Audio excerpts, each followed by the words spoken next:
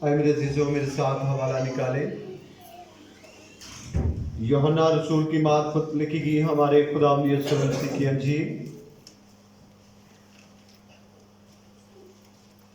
यूहन्ना रसूल की मार्फत लिखी गई हमारे खुदावंद यीशु मसीह की अंजील और उसका 12वां बाब।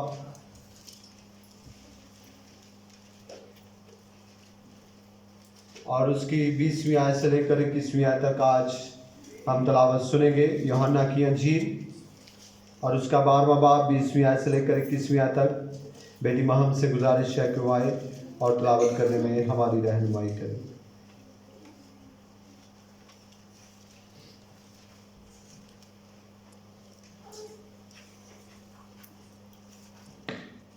मेरी तरफ से आप सबको सलाम।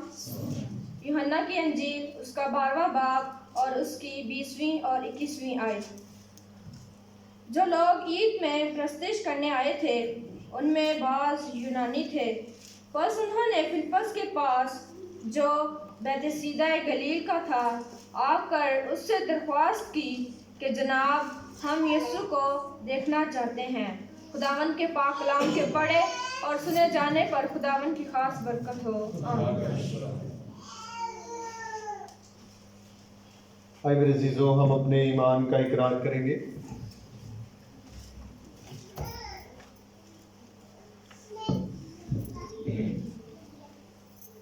मैं ईमान रखता हूँ खुदा कादिर मुतबार पर जो आसमान और ज़मीन का खालिक है, और यीशु मसीह पर जो उसका इकलौता बेटा और हमारा खुदावंद है। रूह कुदस की कुदरत से पेट में पड़ा, कुंवारी मरियम से पैदा हुआ, पैंतुस पिलातुस के आन में दुख उठाया, मसलूब हुआ, मर गया, दफन हुआ, आलम रुआ में उतर गया, तीसरे रोज़ मुर्दों में से जी उठा, आसमान पर चढ़ गया और खुदा कादिर मुतबार के दाहिने बैठा है। वहाँ से वो जिंदों और मुर्दों के अदा करने को आएगा। मैं ईमान रखता हूँ उस पर, पाक पर, मुकद्दसों की शहादत, गुनाहों की माफ़ी, बदन की क़यामत और अपनी ज़िंदगी पर। आमीन। सब बैठ जाइएगा। बहुत बहुत शुक्रिया। शाबाश बेटा, आपने अच्छी तिलावत की है।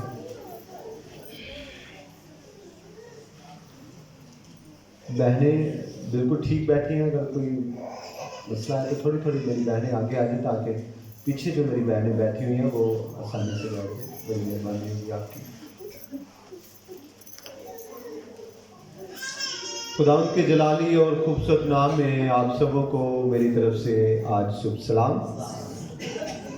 वेलकम। क्रिसमस की इबादत आपको बहुत बहुत मुबारक हो।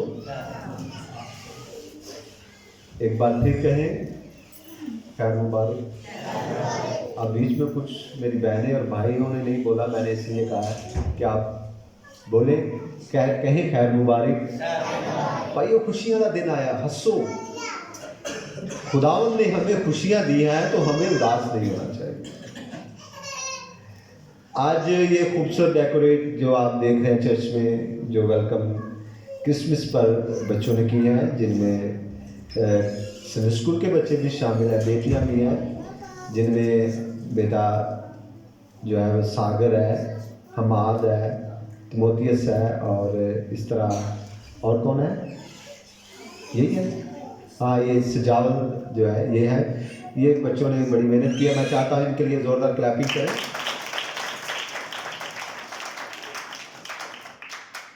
और खुदावंद की शुक्रगुजारी है कि हमारे नौजवान बच्चे जो है वो चर्च की खिदमत के लिए जो है वो अपने आप को तैयार रखते हैं। जब उन्हें आवाज़ दी जाती है वो चर्च में आकर खुदावंद की खिदमत को सरअंजाम देते हैं।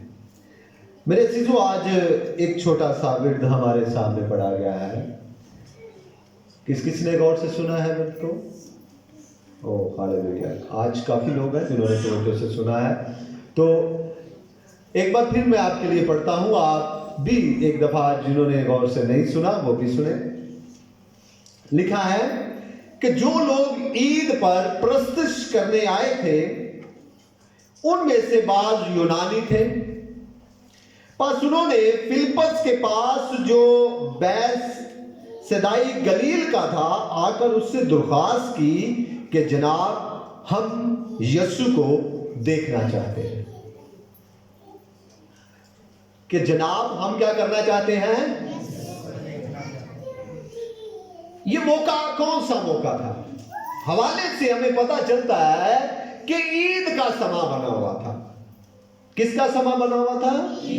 ईद मनाने के लिए यहूदी लोग दूरों नजदीक से वहां पर जमा हुए थे। सिर्फ यहूदी लोग ही नहीं बल्कि यूनानी माइल यहूदी भी, जिस तरह किसी और मजहब में से यहूदियत को कबूल किया जाता है, जिस तरह और किसी मजहब से मसीहत को कबूल किया जाता है, इसी तरह यूनानी लोग जिन्होंने यहूदी मजहब को कबूल किया हुआ था, ये भी वहां पर मौजूद थे। और उन्होंने एक दरख्वास्त पेश की फिलिप्पस के सामने कि जनाब हम यीशु को देखना चाहते हैं। क्या करना चाहते हैं? यीशु को आप नहीं देखना चाहते? आप भी बोले ना, जनाब हम यीशु को देखना चाहते हैं। ये लोग क्या करने आए हुए थे? ईद मनाने के लिए, प्रस्तुत करने के लिए, कुर्बानियां गुजराने के लिए। साल के बाद मौका मिला था कि खुदा के हुजूर अपनी ईद को हम मना सके, पर इन्होंने ईद की तरफ तवज्जो ही कम है। ईद मनाने की तरफ तवज्जो नहीं है कि वो ईद मना सके। उनके ज़हन में एक बात है कि हम यीशु को देखना चाहते हैं। हम क्या करना चाहते हैं? यीशु को देखना चाहते हैं। और वो यीशु को देखने के लिए, यीशु मसीह के एक शागिर्द के सामने अपनी दरख्वास्त को रख देते हैं। कहते हैं जनाब आप यीशु के शागिर्द हैं, आप यीशु को जानते हैं, आप उसके पैरोकार हैं, हम यीशु को देखना चाहते हैं। हम यीशु को क्या करना चाहते हैं? देखना चाहते हैं। तो फिलिप्पस ने क्या किया? इंद्रियास के पास ले गया, कहने लगा पाइया जेडे 2-3 लोग ने यीशु को मिलना चाहते हैं। उसने क्या किया? उनको लिया और यीशु के पास चला गया। उन्हें कहा भाई ये देख लो, ये हमारा मसीहा है। कौन है ये? हमारा मसीहा है। आज जिस सम्मान पर आज हम बात करेंगे वो है यीशु को जानना। कितने लोग यीशु को जानते हैं? मुझे बताएं, अपना हाथ दिखाएं। सारा जानते हैं? बिल्कुल, हम मुकम्मल जानते हैं। सब बोले हालेलुया, जोर से बोलेंगे हालेलुया। हम यीशु को जानना चाहते हैं। जानना चाहते हैं, हम जानते हैं। बोले हम जानते हैं, पर किस तरह जानते हैं ये भी आज हम जानेंगे। हम किस तरह जानते हैं ये भी आज हम जानेंगे। मेरे अजीजों, यीशु को जानना बहुत ही जरूरी है। हम दुनिया का इल्म हासिल करने के लिए क्या कुछ नहीं करते।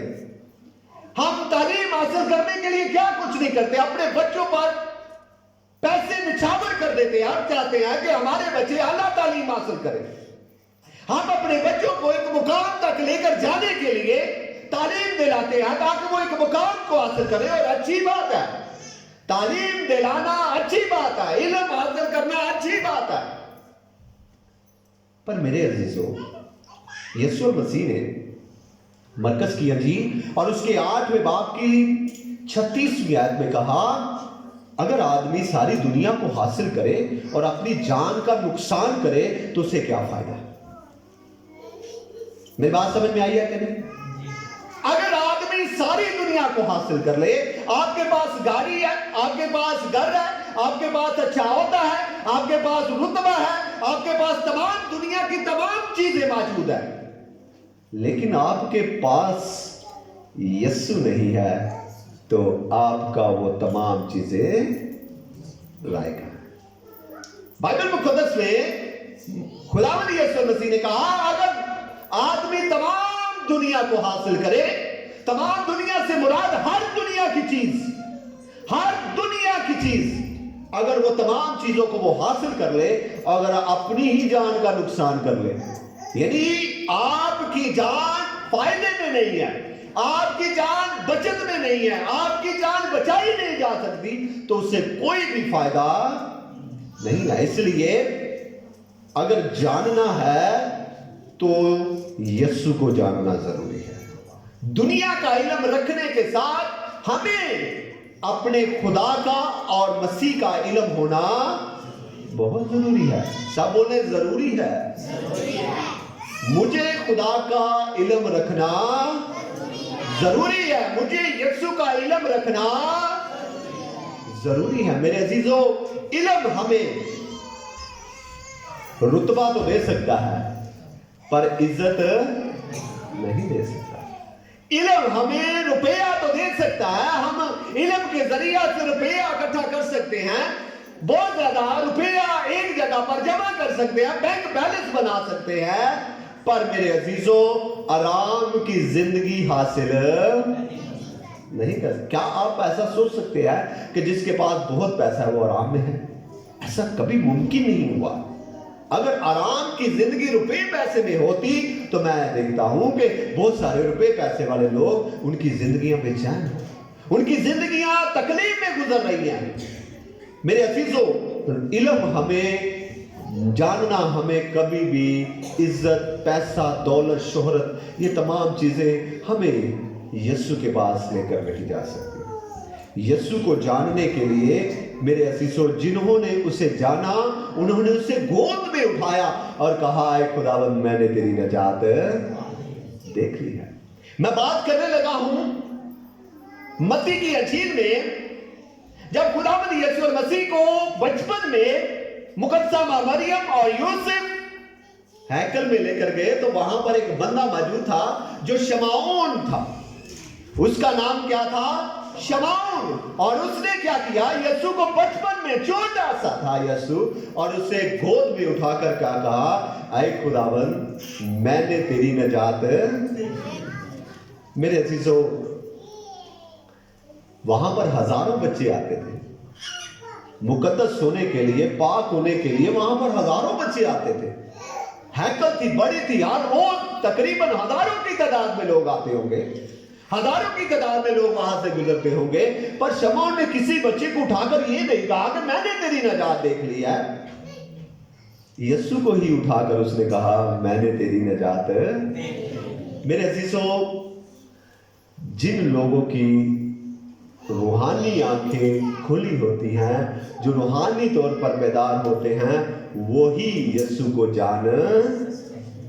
जो लोग रूहानी तौर पर यीशु के साथ मजबूत हैं, वो ही यीशु को जान सकते हैं।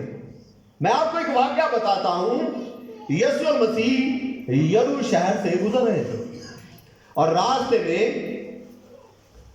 एक बदतमीज अंधा फकीर बैठा हुआ था।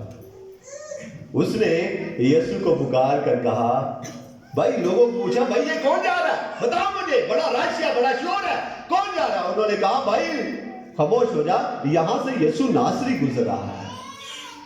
तो मेरे अजीजों, वहां पर सिर्फ बदतमीज अंधा नहीं था, वहां पर अंधों की लाइन लगी हुई थी, वहां पर लंगड़ों की लाइन लगी हुई थी, क्योंकि वो रास्ता ऐसा था कि शहर में इंटर होने के लिए वहां पर अंधे मांगने वाले तमाम लोग उधर बैठते थे। और बदतमीज अंधा उन तमाम अंधों में से अंधा नहीं था, उसकी अंदर की आंखें खुली हुई थी। उसने पुकार कर कहा, ऐ इब्ने दाऊद, मुझ गुनाहगार पर क्या कर। मेरे अजीजों, दूसरे अंधों ने आवाज नहीं दी, दूसरे अंधों ने पुकारा नहीं है। बदतमीज ने क्यों पुकारा? क्योंकि बदतमीज जानता था कि खुदावंद यीशु मसीह कितनी कुदरत का मालिक है। उन्होंने लोगों ने चुप कराया, खामोश हो जा, वो बहुत दूर जा चुका है। उसे पता था कि उसकी आवाज, मेरी आवाज उस तक ना पहुंची, लेकिन रूहानी तौर पर वो मुझे जान जाएगा कि मैं तुमसे आवाज दे रहा हूं। मेरे अजीजों, यीशु ने पीछे मुड़कर देखा और उसने देखा कि कंधा मुझे आवाज दे रहा है। उसने कहा, नजदीक है, क्या तू चाहता है? उसने कहा, मैं यही चाहता हूं कि मैं बिनाई हासिल कर लूं। मेरे अजीजों, यीशु ने उसे बिनाई दी। जो लोग यीशु को जानते हैं वो अपनी जुबान को और अपने होठों को बंद, वो चर्च आके आने नहीं बैठते। वो किस तरह बैठते हैं? वो हम्द के गीत गाते हैं, वो अपनी जुबान को खोलते हैं, वो अपने लबों को खोलकर खुदावंद के सामने इंतजार करते हैं, वो दुआ करते हैं, वो इंतजार करते हैं, वो मुनाजातें रखते हैं खुदा के सामने, क्योंकि वो खुदा की कुदरत को जानते हैं। हालेलुया। हालेलुया। वो जानते हैं कि हम यीशु को जानते हैं और वही हमारी मुसीबत और परेशानी को दूर करने का सबब है। मेरे अजीजों, शमाउन भी जानता है, बर्तमाई भी जानता है और हम सब भी जानते हैं। एक और बंदा भी है जो जानता है यीशु को। क्या हमें पता है वो कौन है? वो है अबलीस। कौन है? अबलीस भी यीशु को जानता है। अबलीस भी यीशु को जानता है। यीशु को दूर से देखकर वो कहता है, ऐ इब्ने दाऊद, ऐ खुदा के बेटे, तू वक्त से पहले क्या पर आ गया है कि हमें अज़ाब में डाल सके? वो भी तो यीशु को जानता है। मेरी बात समझ रहे हैं? वो भी यीशु को जानता। अगर आप याकूब का खत और उसके दूसरे बाब की 19वीं और 20वीं आयत को पढ़ें तो क्या लिखा है जी? मैं चाहता हूं कि मेरे लिए हवाला पढ़े बुलंद आवाज से। याकूब का खत और उसका दूसरा बाब 19वीं और 20वीं आयत। तू इस बात पर ईमान रखता है कि खुदा एक ही है, खैर अच्छा करता है। शयातीन भी ईमान रखते और थरथराते हैं। मगर ए निकम्मे आदमी, क्या ये भी नहीं जानता कि ईमान बगैर अमाल के बेकार है? मेरे अजीजों, हम ईमान रखते हैं खुदा का बेटा इस जमीन पर आया। हम ईमान रखते हैं और ये सजावट हमने सजाई है। हम ईमान रखते हैं ये क्रिसमस ट्री हम सजाते हैं। हम ईमान रखते हैं, हम तैयारी भी करते हैं, हम नए कपड़े भी लेते हैं, जूते भी लेते हैं, अपनी मुकम्मल तैयारी करते हैं। किस लिए? कि खुदा का बेटा इस जमीन पर आया। और ये तैयारी हम जानते हुए करते हैं कि अनजाने करते हैं। हम जानते हुए करते हैं और ईमान भी रखते हैं कि ये खुदा का बेटा इस जमीन पर आया। याकूब के खत में क्या लिखा है? लिखा है कि हम ईमान रखते हैं तो ठीक है, इसमें बड़ी कौन सी बात है? शयातीन भी ईमान रखते हैं। क्या करते हैं? शयातीन भी ईमान रखते हैं। वो भी थरथराते और कांपते हैं। आई तो सिर्फ ईमान रखने हैं, आई थरथराते ने काम ने कोई नहीं। पर शयातीन कर रहे, क्या कर रहे हैं? वो थरथरा भी रहे हैं और कांप भी रहे हैं और ईमान भी रखते हैं कि खुदा मेरे साथ नहीं है, कि खुदा एक है। भाइयों कितने हो? खुदा एक है। तो मेरे अजीजों, खुदा एक है। हम भी ईमान रखते हैं, शयातीन भी ईमान रखते हैं। शयातीन ये भी ईमान रखता है कि खुदा का बेटा इस जमीन पर आया हुआ है और वो हमें अज़ाब में डाल सकता है। हम भी जानते हैं कि खुदा का बेटा इस जमीन पर आया हुआ है। पर हमारे जानने में और अबलीस के जानने में क्या फर्क है? हमारे ईमान में और अबलीस के ईमान में क्या फर्क है? अगर हम सिर्फ अबलीस की तरह ईमान रखेंगे तो हम किसके पैरोकार हैं? मेरी बात समझ में आ रही है कि नहीं आ रही? अगर हमारे ईमान के साथ अमल नहीं है तो ईमान हमारा मुर्दा है। ईमान हमारा मुर्दा है। अगर हमारे ईमान के साथ अमल नहीं है तो मेरे अजीजों, हम शयातीन की तरह ईमान है हमारा। किसकी तरह ईमान है? तो फिर बढ़ावती किस बात की है? अगर हम कहें कि यीशु मसीह खुदा का बेटा है तो ये तो अबलीस भी कहता है कि यीशु मसीह खुदा का बेटा है। अगर हम ये कहते हैं कि यीशु मसीह के पास कुदरत है तो ये भी हमारा भी ईमान है, शयातीन का भी ये ईमान है कि उसके पास ये कुदरत है। पर मेरे अजीजों, अबलीस के पास अमल नहीं है, हमारे पास अमल है। हमारे पास क्या है? हम अमल से अबलीस से अफजल ईमान हासिल कर लेते हैं। हम अमल से अबलीस से निकल आते हैं और अबलीस के ईमान से निकलकर हम यीशु मसीह पर जब ईमान लेकर अमल करते हैं तो मेरे अजीजों, हमारे पास हकीकी ईमान होता है। Hallelujah, hallelujah. तो अब हमारा जानना कैसा है? मैंने कहा था कि हम किस तरह जानते हैं। मैं आपको बताऊंगा कि हम किस तरह जानते हैं। अब देखें, अपनी जिंदगियों में देखें कि हम किस तरह जानते हैं यीशु को। जानते हैं किस तरह जानते हैं? अबलीस की तरह या ईमान में अमल की तरह जानते हैं? Hallelujah, hallelujah. मेरे अजीजों, अगर हम ईमान में अमल होगा तो फिर ही हमारा ईमान जिंदा होगा। हालेलुया। तो अगर हमारे ईमान में अमल नहीं है तो हमारा ईमान क्या है? बेकार है, हमारा ईमान मुर्दा है, हमारा ईमान कोई फायदे नहीं देता। अब देखें कि हम किस तरह यीशु को जानते हैं। एक और बात, और उसके बाद हम कलाम को बंद करेंगे। यीशु खुदा का, कितने लोग जानते हैं यीशु खुदा का बेटा है? हम सब जानते हैं। बाजू उठा उठा कर आपका काउंट हो जाएगी। हम सब जानते हैं, सब बोले हालेलुया। यीशु खुदा का बेटा है, तो हम भी किसके हैं बेटे? आप खुदा के बेटे हैं। लिखा है कि जितनों ने उसे कबूल किया उसने खुदा के फर्जंद बनने का, आप भी उसके बेटे हैं और यीशु भी खुदा का बेटा है। और भाई हमारे में और यीशु के बेटे में क्या फर्क है? यीशु भी खुदा का बेटा है। आपके ये बच्चे हैं, हमारे ये बच्चे हैं। कभी आपने ये कहा हो कि भाई हमारी परस्तिश की जाए? कभी आपने कहा है? ये आपके बच्चे हैं ना। कभी आपने ये कहा हो कि हमारी भाई परस्तिश करो? कभी नहीं कहा। हम कहते हैं खुदा की परस्तिश करो। यीशु खुदा का बेटा है। यीशु क्या है? खुदा का बेटा। पर यीशु ने कहा तुम मेरी परस्तिश करो। यीशु ने कहा है तुम मेरी इबादत करो। यीशु ने कहा है कि तुम मेरी क्या करो? इबादत करो। मेरे अजीजों, फर्क मैं थोड़ा सा आपको बताना चाहता हूं। पाकीज़गी के एतबार से, सीरत के एतबार से, पाकीज़गी के एतबार से यीशु जैसा कोई भी नहीं है। हालेलुया। इबादत पाकीज़गी मांगती है।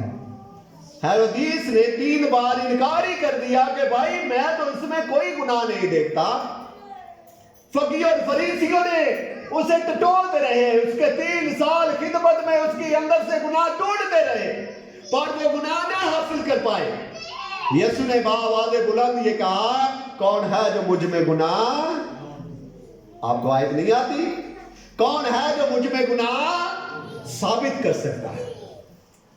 मेरे अजीजों, जो पाकीज़ा हो, जो बेऐब हो, जो अलूहियत का मालिक है, उसकी परस्तिश वाजिब है। हालेलुया। इसलिए यीशु ने कहा कि तुम मुझ पर ईमान ले आओ, तुम मुझ पर ईमान ले आओ। मेरे अजीजों, मेरा यीशु इस दुनिया में जितने भी नबी, पैगंबर, रसूल आए उन तमाम में से अफजल है। हालेलुया। उस जैसी पाकीज़गी किसी के अंदर मौजूद नहीं है। जिसने जिस्म लेकर इस दुनिया में आया वो पाकीज़ा था, और वो इसलिए आया ताकि हमें गुनाहों से आज़ादी दिला सके। मेरे अजीजों, हम सब तैयार हैं क्रिसमस के लिए। हम सब किसके लिए तैयार हैं? क्रिसमस सेलिब्रेट करने के लिए। तो देखें कि हम किस तरह यीशु को जानते हैं। हम अपने अमालों से अपनी ज़िंदगियों को बेहतर करें ताकि खुदावंद हमारी ज़िंदगी में काम करे और उसी के नाम को जलाल मिले। खुदावंद आज के कलाम के वसीला से हम सबों को बड़ी